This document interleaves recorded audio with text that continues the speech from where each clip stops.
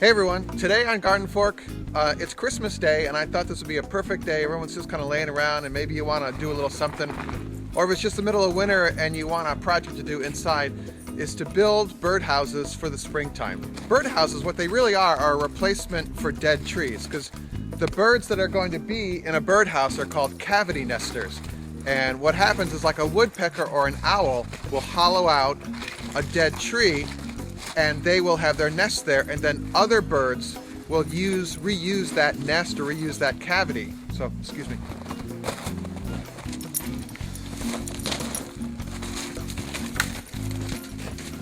So birdhouses, they can be very elaborate or they can be very simple, but basically what they are, they're a hole in a box. And there's the North Dakota Department of Environmental Protection has published online this really great PDF of simple birdhouse plans. And I've used it a bunch of times. I've printed it out for friends, and I'm going to make it available to you guys too. If you go to the greenhouse, there'll be a link to it. It's really cool. And they have a very simple birdhouse style. I call it the Bauhaus birdhouse. Very modular. You can make a simple bluebird birdhouse out of a 1x6 piece of pine. Want to hold on? All right, hold on. I'm holding on. Okay, so here we are down in the workshop, and we have our plans. This is, by the way, from the North Dakota Fish and Game Department, not the Department of Environmental Protection, but they work hand in hand. Anyway, it's a really neat PDF you can download, and we have the plans for a bluebird house here. Really simple, and the pups might help. We'll see. You want to go to the lumberyard and get what's called a 1x6, which means a piece of common pine, which is nominally 1 inch wide by 6 inches width. But in the modern day world, when you say a 1x6, what the piece of wood really is it's 3/4 by 5.5. But when you go to the store, you say, I need a 1x6, and they'll know what you want. Oh, you can also just use scrap lumber too. I mean, if there's a house nearby that's being built, or if there's a renovation going on, they're just throwing out a bunch of short ends. You could take a bunch of short ends of lumber and make birdhouses as well. So that's, super green too. So here we go. If all else fails, read directions here. Really simple. We're just going to mark off a bunch of lengths here.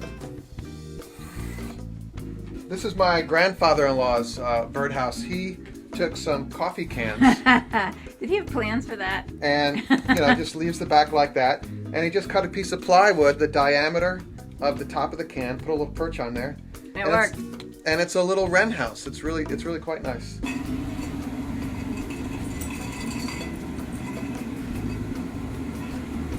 Ah, there you go. Come here, hen. All right. What is it?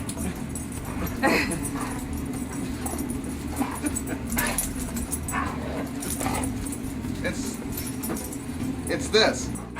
So we have our lines laid out on our wood now. You can use the simplest of tools to make these houses. I'm going to use my fancy compound miter saw, or you can use like a table saw, or you can just use a saw that you have laying around the house. I mean, Is that a jig saw? This is a miter box saw, but you could use this, or a regular crosscut saw.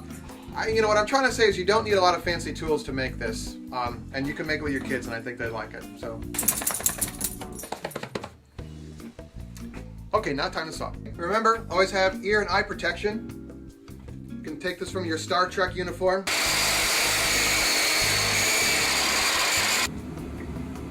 Good girl.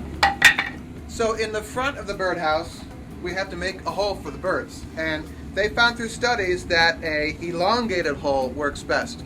So we're going to use a simple saw called a coping saw to cut this in the front. You could also just use a flat-bladed drill, like a wood drill. What's it called? These guys here. These kind. 1 1/8 is a good size for bluebirds, chickadees, and things like that. But I'm going to make the elongated hole. I'm going to show you how to do that. Okay, so take your drill, and you want a drill bit that is larger than your coping saw blade. Just start right here. Now the beauty of a coping saw is you can disconnect it. So you take this, loosen this up, That pops off like that. And then you feed the blade through this hole here.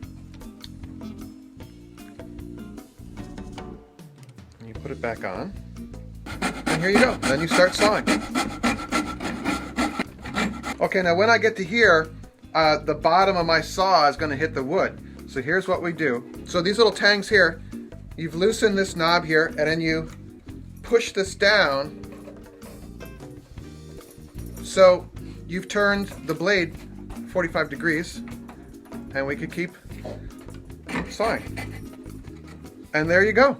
Wow. That's good. Would you like someone to solve your problem? Here comes Santa. Here comes Santa.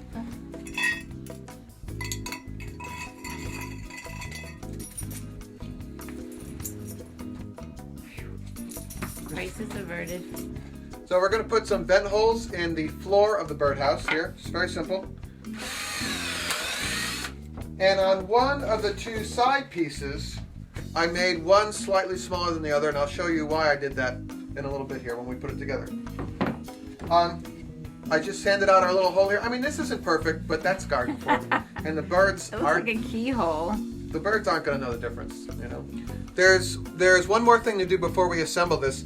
And when a bird is in a dead tree, the cavity that they're in, the walls are nice and rough. So the young birds, when it's time to leave the nest, they can just climb up. I'm a little bird climbing up.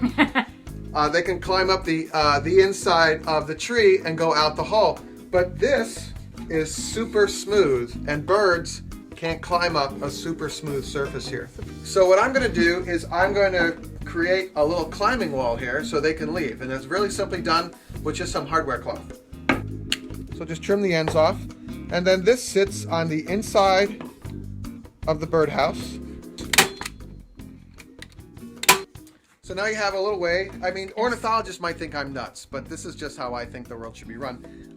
So the birds can now climb out because the smoothness, the smooth wood is very difficult to get out. All right, now it comes time to assemble. You can assemble this with just nails. You can use nails and glue, or you can just use screws. I've got two sides here. One of them I made slightly smaller. Okay, so we're going to pay attention to that. We're going to take the taller one.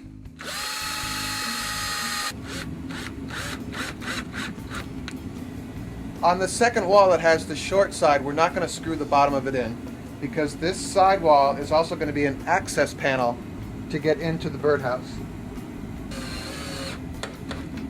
Now we put our front on.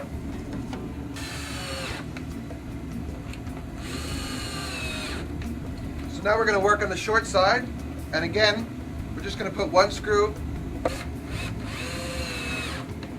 See how this is the shorter side and it pulls out like that? Yeah. That's so you can clean it out in the late winter, early spring. It's because we have one side here that is really tight. Opens up like this. We want to have a little, just a very simple holder here to keep that from flying open in the later years. So we're going to drill a hole here.